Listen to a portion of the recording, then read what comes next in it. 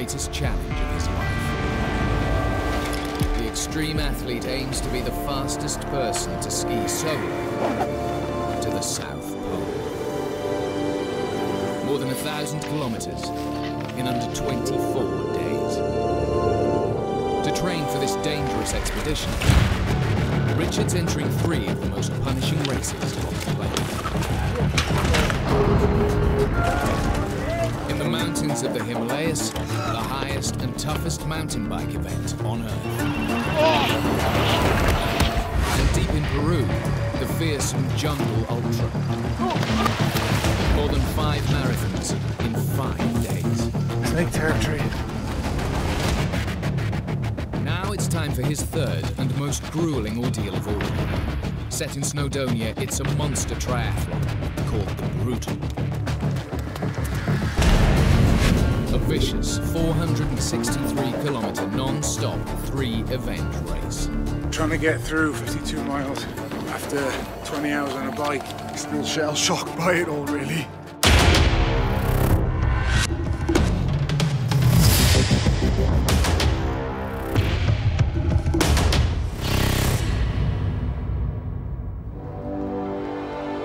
Richard Parkes had a glittering future ahead of him in Welsh international rugby before a shoulder injury brought his career crashing down. Richard is a genuinely humble, nice person. When he had to finish rugby, I think it was the darkest period of his life. He was hurting. He didn't know what he was going to do. After hitting rock bottom, he turned his life around to become an epic adventurer, even conquering Mount Everest. Now Richard is happy doing what he wants to do, and nobody can ask for more out of life than that.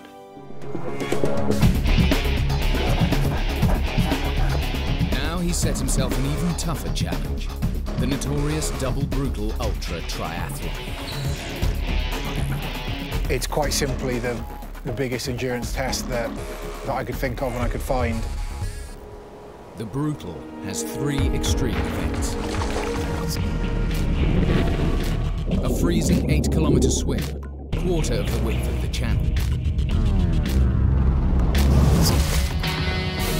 A back-breaking 373-kilometer bike race, the same as Portsmouth to Sheffield. Then 2 marathons, 82 kilometers, including summiting Snowdon, the highest mountain in Wales.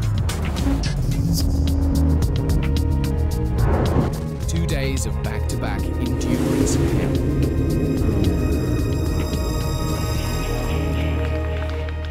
I'm trying to keep laughing about it, because if I don't laugh, I'll cry, I think, because it's going to be tough. It's going to be real tough. At least it's on his home turf, and Wales means everything to Richard. Being Welsh and representing Wales is huge to me.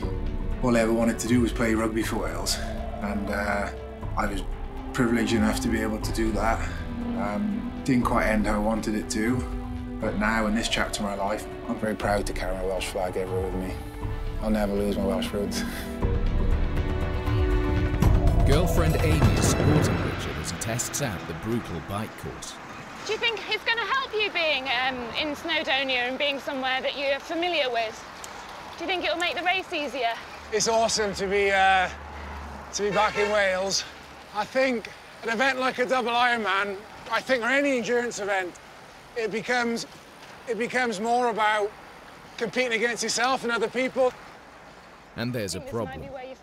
5 weeks ago, whilst training in the Alps, Richard came off his bike, fracturing his left hand.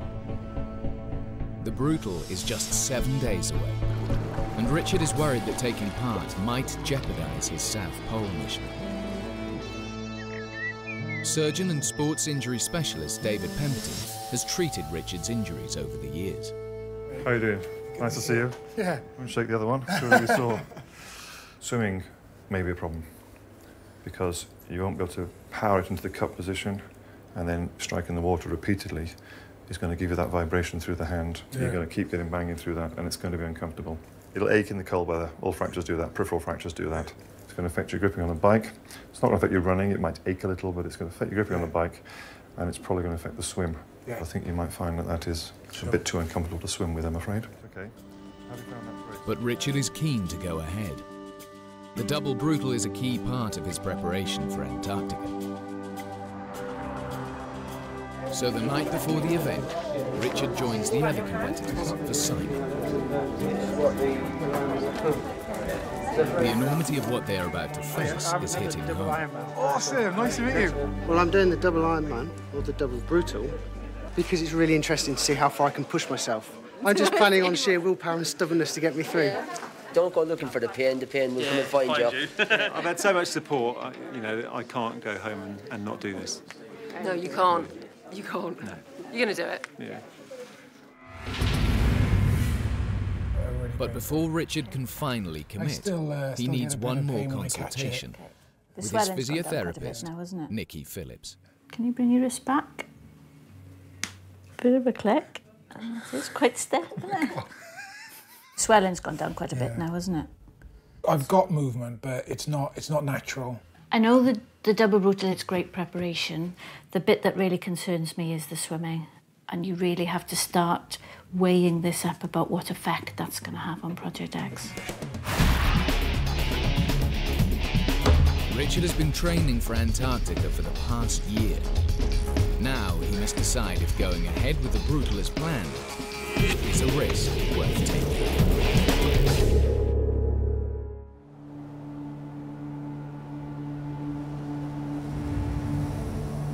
It's the morning of the double brutal triathlon, one of the toughest in the world, and Richard's final and most daunting challenge before he leaves for his Antarctic expedition. The first event is the swim race in Snowdonia's chilly Lake Paddock. The course consists of 4 laps, a formidable 8 kilometers in total. Yeah, give yourself a round of applause. It's 6:45 a.m. and race director Brian Jackson finishes the safety briefing. I just want to reiterate, if there's an emergency, very, very simple, on your back, hand in the air, and a kayak will come over to you. If it's a major emergency, then you'll get picked up by the rig. Thank you very much. Let's get into the water, guys. At 7 a.m, all the brutal competitors enter the water. But Richard isn't one of them. 5, 4, 3, 2, 1. He's left it to the last minute to withdraw.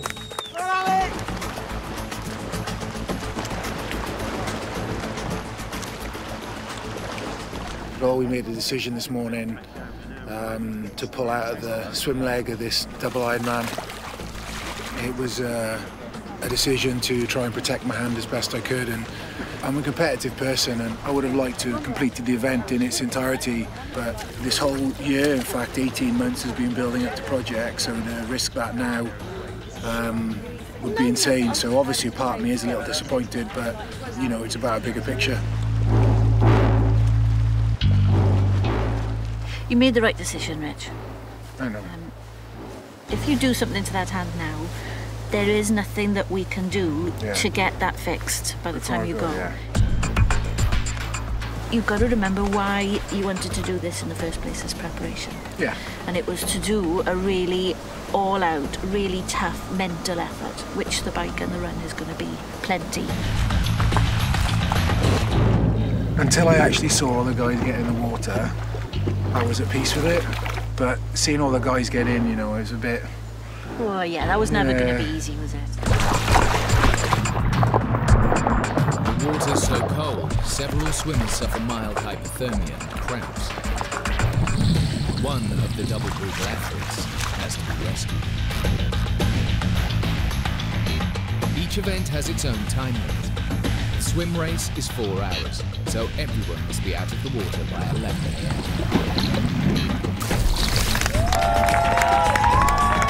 I'm never doing that again. Of the 136 competitors, only 15 are doing the double Ironman. Every second counts, so they rush to start the changeover for the next event.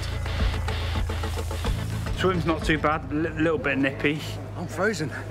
I'll soon warm up though, as soon as I start doing some exercise. Richard has permission to join in the rest of the group. He's waiting until the last swimmer is out before he starts.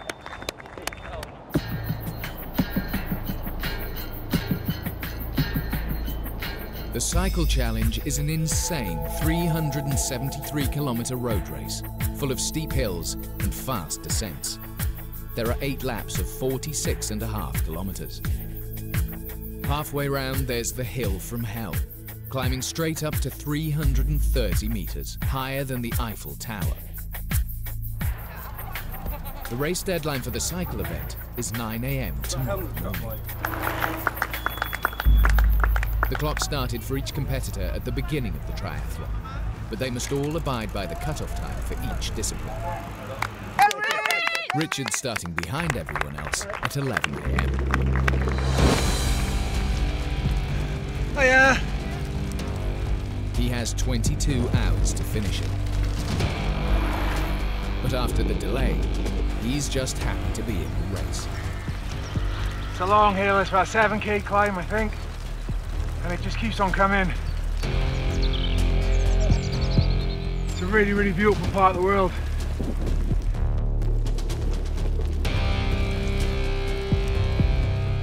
Hey mate, how you doing? Yeah, I'm okay. It's my first lap though, so I'm still smiling. It's also his first ever Ironman. Experienced triathletes are making sure they pace themselves to avoid burning out early. Richard notches up the fastest lap.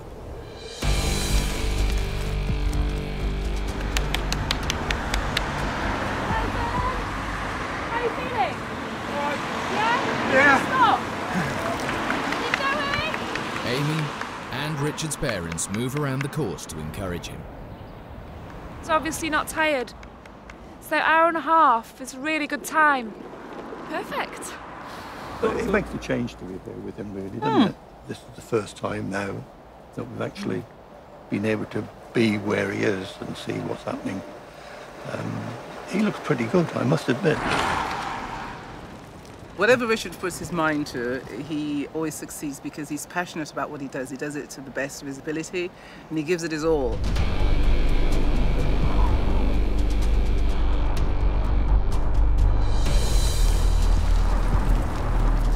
Negotiating traffic in a race is always going to be dangerous. Richard is flying past cars hitting speeds of up to 50 miles an hour.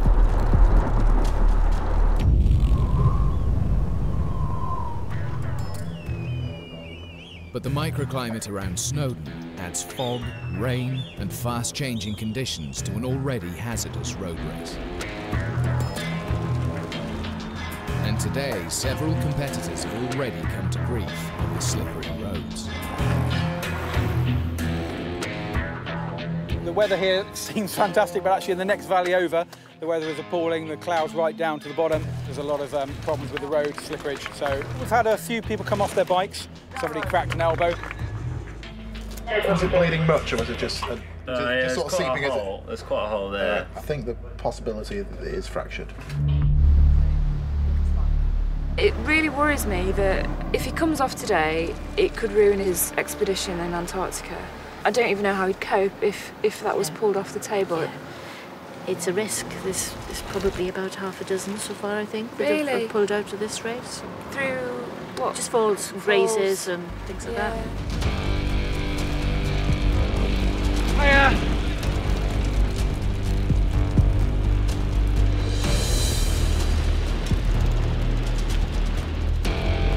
Richard has gone off hell for leather, and although he hasn't crashed, he makes a shaky pit stop on lap 3. All right. Legs all right? Yeah, starting to sting a bit, yeah. Oh, what am I doing? I'm halfway through lap 3 now, and I think all that waiting around at the start when I couldn't swim didn't do me any favours, because I cooked the first lap. So I'm paying for it now a little bit. That's pretty grim. No worries. You were flying the first time. Bye. Yeah. Good luck. See you guys. Bye. We love you. What Richard's doing now is to test his self-awareness and his ability to be able to push himself hard enough, but to know when he has to ease off a little bit to conserve energy. And this is fantastic training ground for him for that. And really what is going to be his last effort before he goes to Antarctica. Richard concentrates on his pacing into lap 4. It's another valuable lesson for his South Pole record attempt. But it's not just the physical extremes he's here to experience. One of the things he wanted to do the double brutal for was one of these really hard mental endurance that he has to find that motivation from somewhere when things get really tough. And he has to go through the night, and so he's tired and he's hungry and he has to still keep the pace. And that is really what he needs when he's going to be pulling this heavy sled on ice for days at a time with nobody there to encourage him.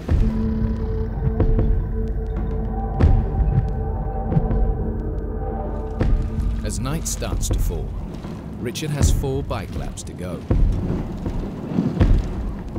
He's now fighting against 45-mile-an-hour gusting headwinds. His lap pace starts to slow.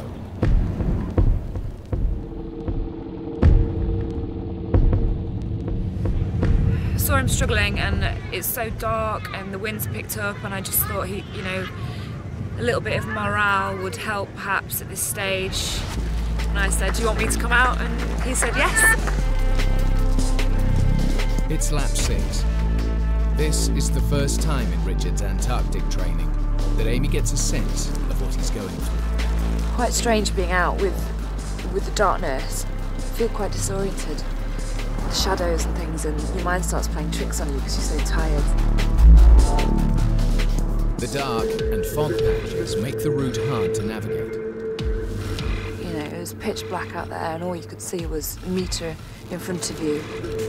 And the daytime dangers of traffic are replaced by nighttime encounters with animals. Anything's on the road like sheep? Any weird Maybe hit objects? some sheep. Oh, I had a couple of sheep. Close encounters with some sheep. And it was quite nice seeing the frogs, actually, just avoiding the frogs.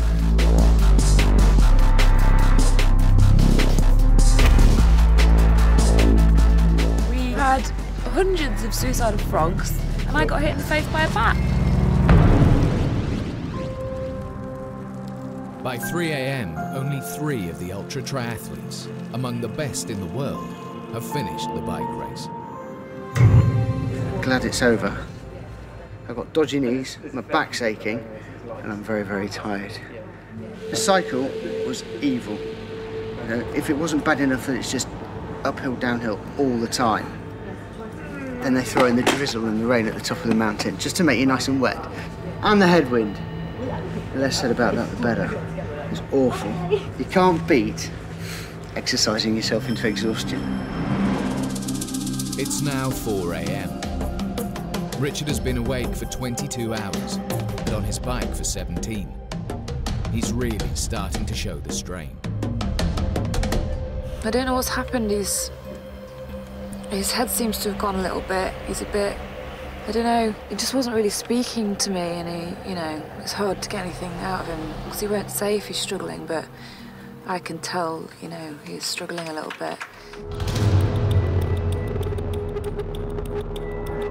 Richard grinds on through lap 7, but he's clearly feeling the pain. And by the end of the 45k circuit, he can go no further.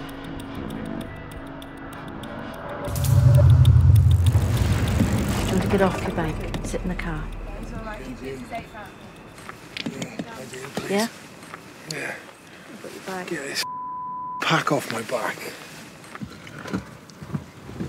The shivering is a sure sign that Richard's body has had enough.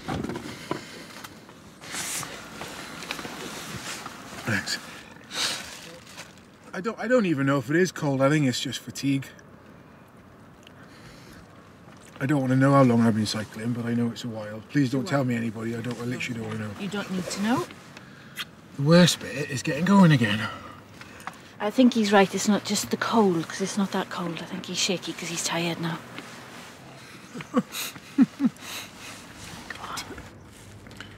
Been a long slog on the bike.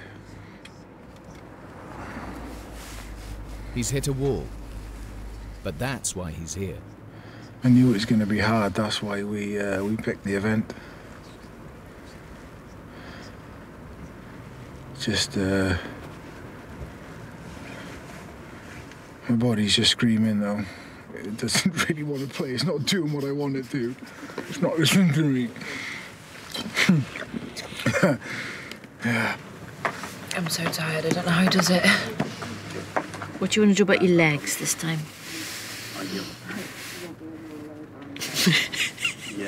Chop the off. Richard wants no more than a 10-minute break, but he's overcome with exhaustion.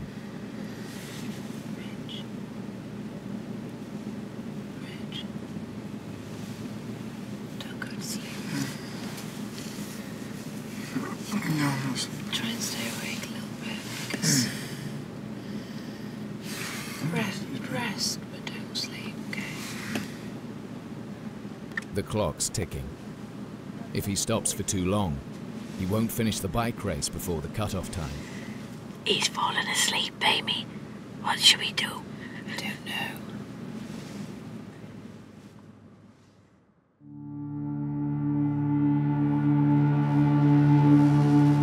After cycling 326 kilometers, Richard Parkes is battling extreme mental and physical fatigue. Let's do that. It's 5 a.m. He's been out of it for 20 minutes. You ready to get going? Yeah, let's start waking you up then. But he still has the final 46.5 kilometers of the cycle race to go. If he doesn't move now, he could miss the race cut-off at 9 a.m. in just 4 hours. You shouldn't be looking at this like it's your worst enemy. It's a friend. See you guys. Bye, Rich.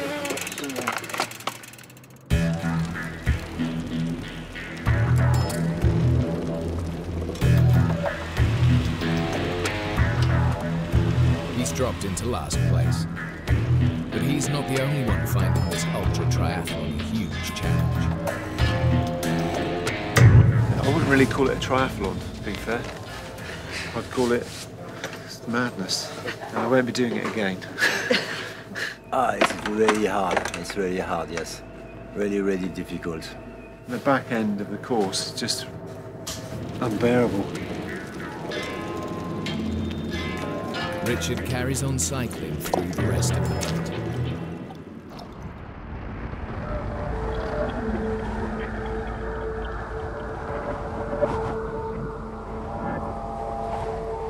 Sunrise makes the end of the race easier. It's 8:15 a.m. by the time Richard makes it across the line, only 45 minutes before cut-off. He's been cycling for more than 21 hours. I never thought that was going to end. Cheers, thanks, mate. Yeah, well done. After the shattering 373-kilometre bike race, Richard now faces the final part of the triathlon. 2 marathons, back to back. Okay, good luck. Further than he has ever run before. Still shell-shocked by it all, really. And this isn't called the Brutal for nothing. Instead of just a swim, a cycle and a run, this triathlon splits the running event in 2. It starts straight up and down Mount Snowdon, the highest mountain in Wales. The peak is over 1,000 metres, with a 7.5-kilometre climb from base camp to the top. All the runners must take a safety kit up the mountain. How are we doing? I'm all right, thanks. Good. Obviously you're waterproof, so that'll be brilliant. Waterproof. Yep, got enough water? I got 1.5 litres in there. Yep, map. Yeah, map. And phone. Superb. Okay, so you know the route, out, then turn left, follow the orange signs, remember to check in at the top, and then we'll see you on the way back down. Cheers. Have a good one, Richie. Cheers, Brian. Thank you. Mate. Actually, I don't know why I'm thanking you, mate. I know. Richard hasn't slept in 28 hours. He's taken a mental and physical beating, but it's all essential preparation for Antarctica. Yeah, I always knew this was going to be tough, and it's not disappointed.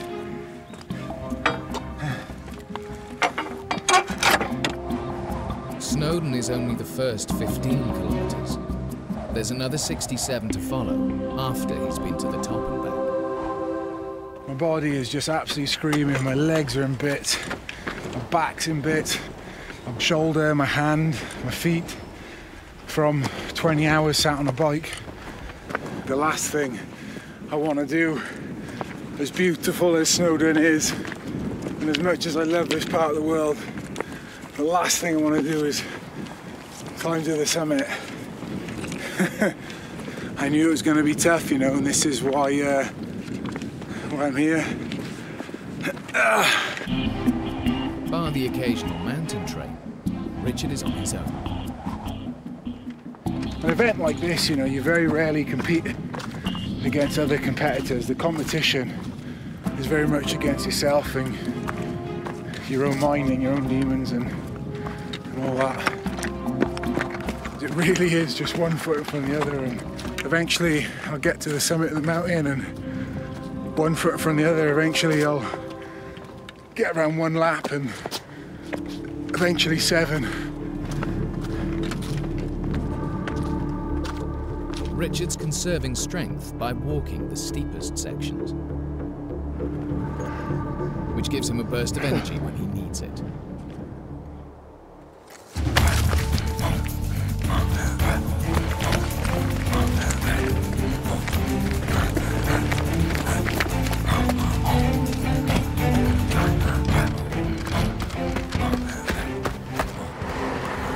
Should be on that.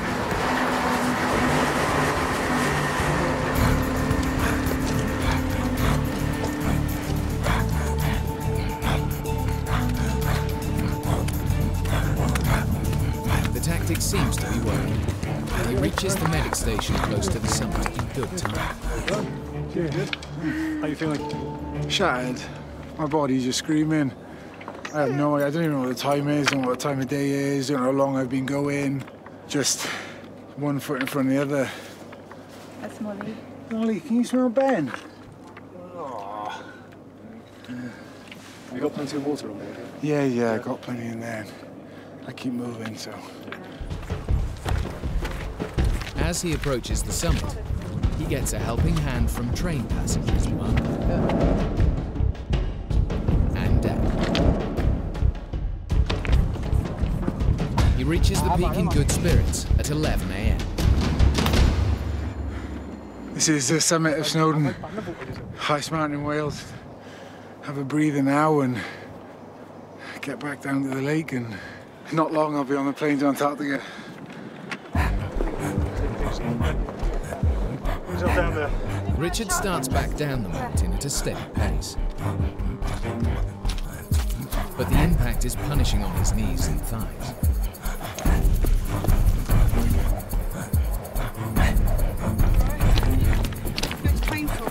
The real problem, though, is the extreme pain in his feet.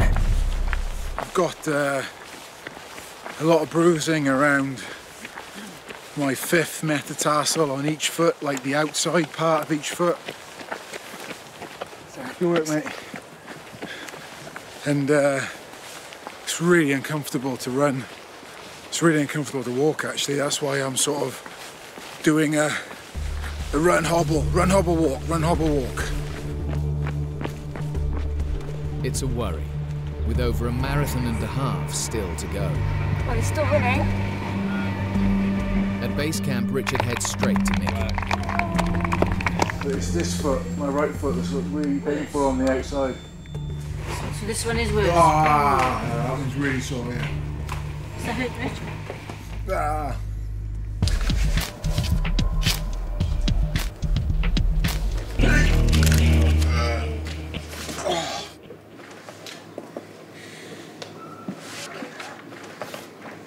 I'm sure this transition is supposed to be quicker than this.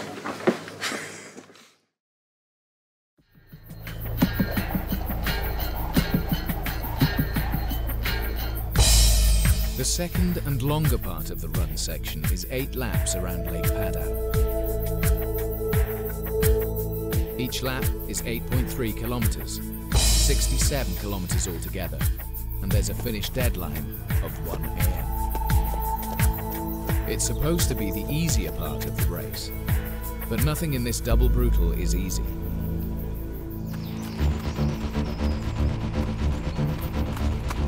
Only a short part of each lap is along the road. Most of the route is a trail track that's rocky and slippery. It's more than 24 hours since Richard started this extreme event, and the longest he's ever physically pushed himself without sleep.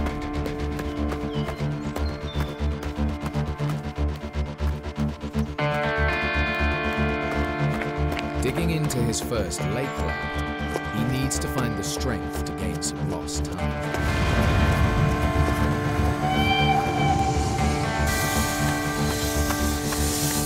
He makes it back into base camp in a fast hour and 10 minutes.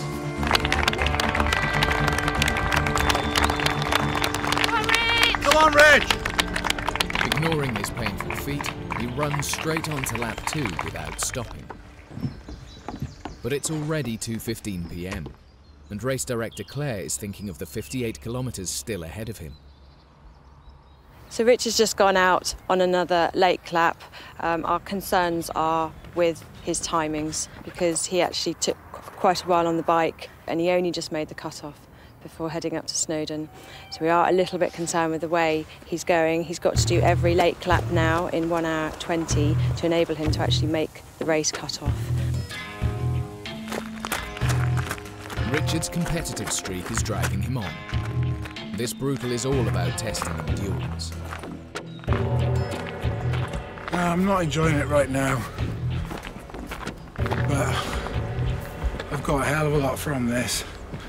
You know, not just the satisfaction of getting through it, but obviously the data and preparation for Project X. So I will look back on this with fond memories, and I always say it doesn't have to be fun to be fun. But right now I'm not enjoying this, no.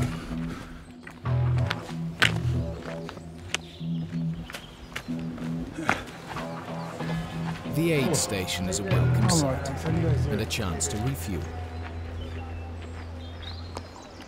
I'm focusing on the moment and staying in the moment when I'm working at my limit. And in a big physical and psychological test like this, it gives me an opportunity to test the processes and the skills that I'm working on to give me the best chance of being successful. Richard's more than an hour behind the next competitor and nearly 13 hours behind the winner, finished at midday. But he's still on target to make the 1 a.m. cut-off time. The real trouble starts as he nears the end of lap 3. His feet are now so painful, they're slowing him down to a hop. It may be a sign of a fracture, and Nikki wants to investigate. Question is what is that foot like? Is it just sore feet? And I have taped them up, but what I need to know is it something bony? If I think it's something bony, I'm going to have to pull him out. Goodbye. Well done, Rich. If it comes down here, I can have a look at your feet. Yeah. Take your shoes off. I'll get you lying on your stomach. So what sort of pain is it? Sharp pain? Aching pain? No, sharp. That's sore. Yeah, I don't like that either. This could mean the end of the double brutal for Richard Parks. With just 3 weeks before he leaves for Antarctica, nothing can be allowed to risk that expedition. Extreme athlete Richard Parks has cycled 373 kilometres, run up and down snow, and still has just over a marathon to go in the double brutal ultra triathlon. He's had no sleep for 36 hours, and his feet are causing him intense pain. Nikki is worried he might have bone damage. I think it is still soft tissue. It is really painful, but I would expect it to be painful with his foot having been squished in a cycling shoe for however many hours and then to start running on it. I'm not picking up the bony things, so I'm hoping that if it is soft tissue, this will help. Go onto your belly. I'm going to try taping it and see what it feels like. Man, you could have got a comfy physio bed. What I'm going to do is try and support that arch for you. Yeah. To take some of the stress off those muscles. So what's this now, lap 3? Yeah. Right, you go one more and then you're halfway done. Brilliant. We're off. Okay? I start running. Yeah, you run and I'll come behind you so that I can see what you look like. Because you're not going to be running fast. I'm struggling to walk.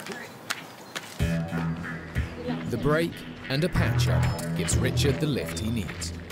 What he sets out to do is mind-blowing in what he's trying to achieve. It's beyond my comprehension. He's passionate about what he does it to the best of his ability, and he gives it his all. He won't do anything part-time or half-heartedly.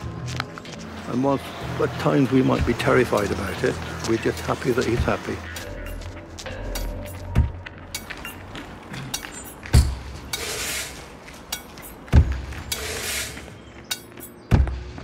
Not thinking about time or distance, I've just got my speed and pace on my watch and just trying to keep a steady pace.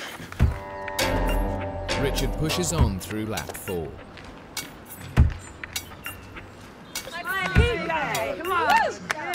The lap kicks up into this quite steep hill. It's quite a long hill as well, maybe a kilometre.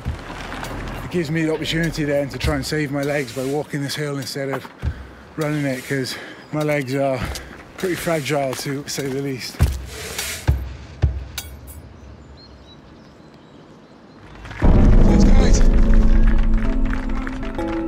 He's now been awake for 37 hours and on the move for 31. He switched into autopilot and his attention to pacing is paying off. His form's looking really good. He's jogging more, still in pain with his feet, but he's getting by really well. I think he must have a second wind. Feeling very hopeful at the moment.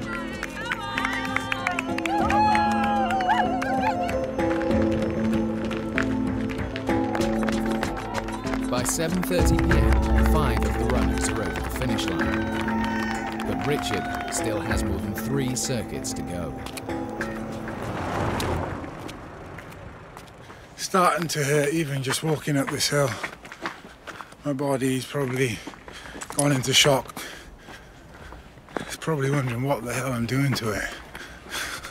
Oh, my feet are killing me. My quads are cramping. This sounds really cheesy, but it is brutal. It's exactly what it says on the tin.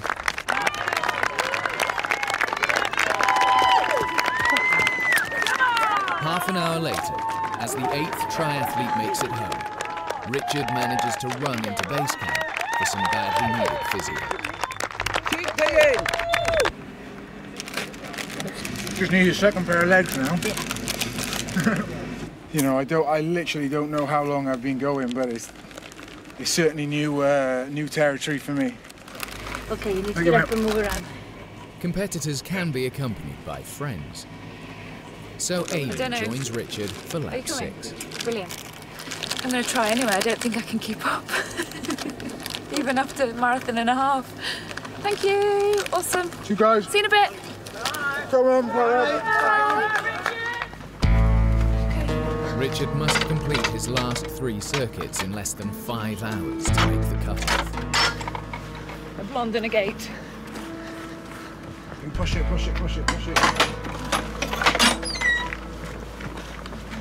The last thing you need to worry about is me. If I'm disciplined, I won't think about the finish line until I step on the grass by the marquee. But I'd be lying if I said I haven't drifted a little. Just want to get this job finished.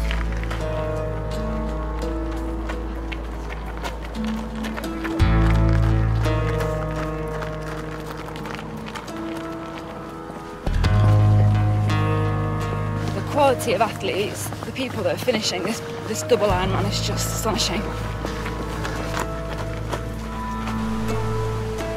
With Amy at his side, Richard clocks up a fast lap.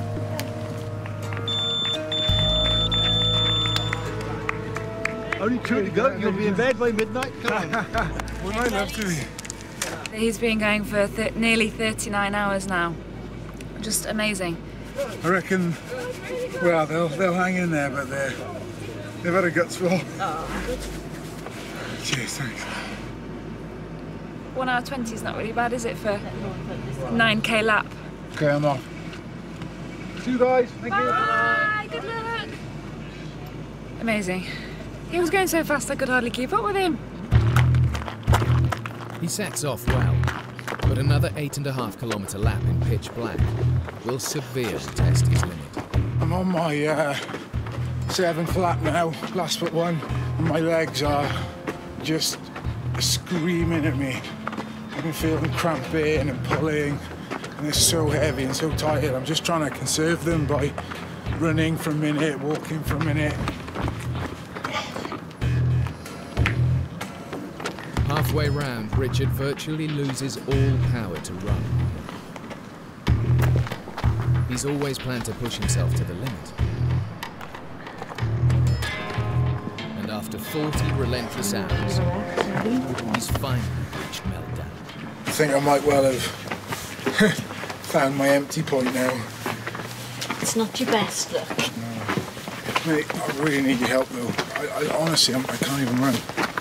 Well, I'm struggling to even walk now.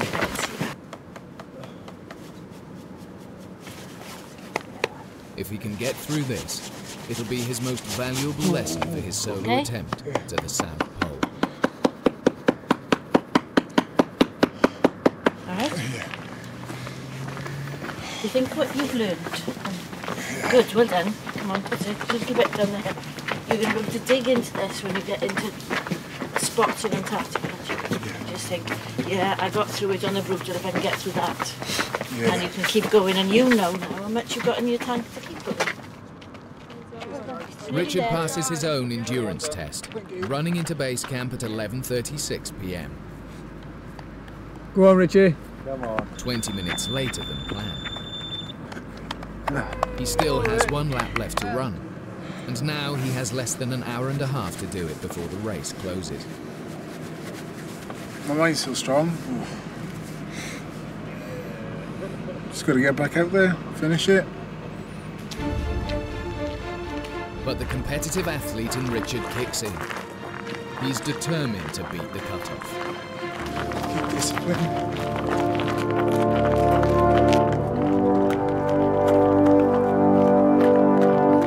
Just before midnight, the only other remaining double brutal competitor crosses the line.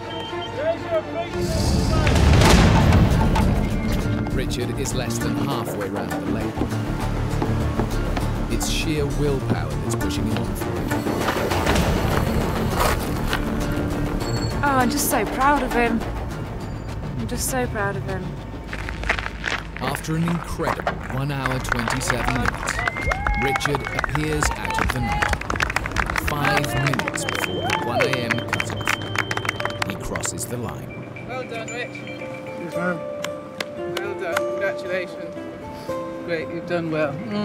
Well done. Oh, great. All right, Dad. Good to see you. Well done. Cheers, mate. Thanks for helping me out on the bike and that. Cheers, Nick. Thanks, mate. Oh, brilliant. And you ran? 12:55 and the cut-off time's 1, so I don't know. We all have incredible reserves, and I had a few words with myself about this cut-off time, and that was not ideal, don't get me wrong, but having to deliver like I had to deliver tonight couldn't be more perfect. It's a real big marker down for 4 weeks' time.